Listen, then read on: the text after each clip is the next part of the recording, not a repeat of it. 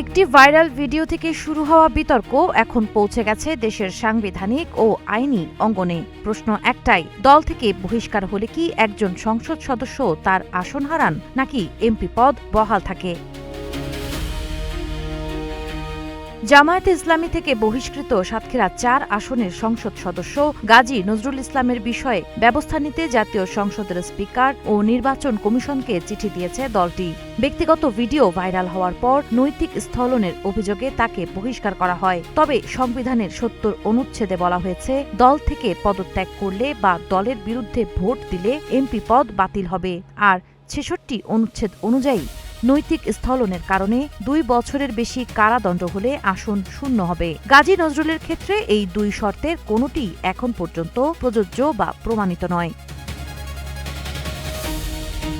তবে গণপ্রতিনিধিত্ব আদেশ আরপিও ১৯৭২-এর ১২ খ ধারা নিয়ে নতুন বিতর্ক তৈরি হয়েছে। কয়েকজন আইন বিশেষজ্ঞের মতে, নিবন্ধিত দলের মনোনয়ন হারালে এমপি পদও ঝুঁকিতে পড়তে পারে। যদিও এ বিষয়ে এখনো কোনো চূড়ান্ত বিচারিক নজির নেই। এখন বিষয়টি স্পিকার নির্বাচন কমিশনে পাঠাবেন কিনা এবং কমিশনের সিদ্ধান্ত কি হবে সেদিকেই নজর রাজনৈতিক মহলের। প্রয়োজনে আদালতেও যেতে পারবেন গাজী নজরুল ইসলাম।